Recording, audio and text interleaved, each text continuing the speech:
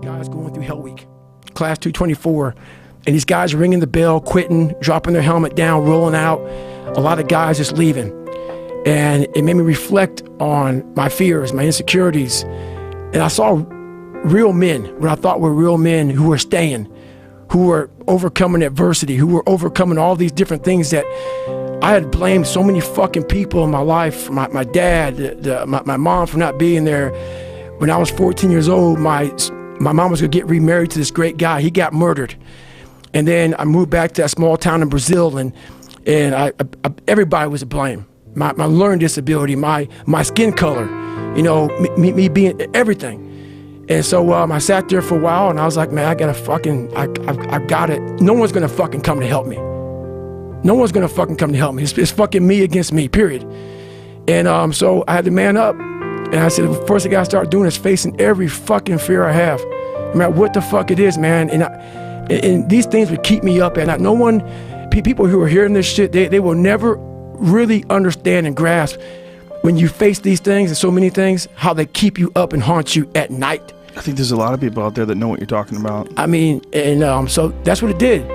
And I had two options: to either be that 300-pound guy who sprayed for cockroaches and made $1,000 a month, and at 24 years old, knowing when I'm 50 fucking years old, I can reflect on this and think about what guy I never became, or I can totally just sack it up and fail and fail and fail until I succeed. So I started calling recruiters up. I said, I'm gonna go be a fucking Navy SEAL. And every recruiter, so there's a weight and height, so the weight and height limit to get in the military. And I was 6'1" and 297. And I had prior service, which was a big deal. So I called all these recruiters up, and all of them said, hey, how tall are you, blah, blah, blah, blah. They got into conversation to see if I was even qualified. And by the time I got to my weight, phone would hang up pretty much, like, hey, you know what, call somebody else, you know, try to get in the reserves. So I tried to get in the reserves. And I called this guy named Steven Salgio, recruiter, up, and he said, hey, come on in. He saw me, put me through the weight standard, all this other stuff, and to get into the class I had to get into, I had to lose 106 pounds in less than 3 months. So I was like, fuck that, I can't do that. I grabbed my chocolate milkshake and went back to Ecolab. I'm going back to work, man. This is my life. So in this job, you're looking for cockroaches, looking for rodents and stuff like that. And this next morning, or this next night, I went to work, and I don't like cockroaches too much. I hit the mother load of cockroaches. And this restaurant got full of cockroaches and rodents and everything else. And I sat there and I said, this is my life. I said, this is my life. You are exactly who the fuck, this is it. And I said, this ain't gonna be it for me. So in that restaurant, I quit my job, left my canister in that restaurant, my spray canister, got back in my Ecolab truck, and I went home. And I started working out like somebody.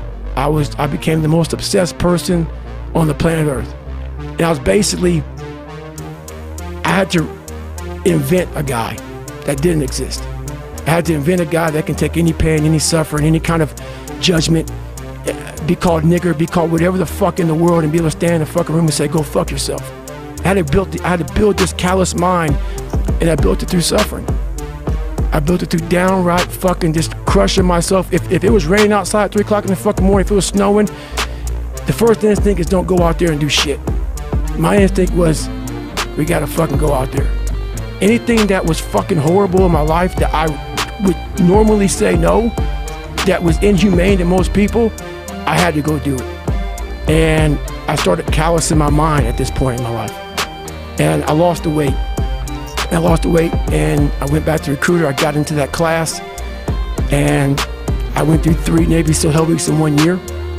Only guy to ever be in 3 Hell Weeks in 1 year, to my knowledge. The first one I didn't make it through. The next 2 I did, and that I just didn't stop anymore from there. And I started realizing through this process that the fucking mind is what you created. And I started opening different doors that I didn't think were even there, that I didn't think even existed.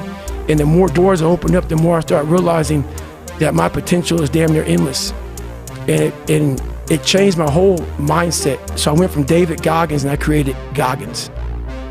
And that journey is a priceless journey that is hard for me to even explain to people because it sounds so quick and easy. Like I lost this weight and I went through 3 hell weeks. I went to Ranger School, went to Delta Force selection, whatever it is.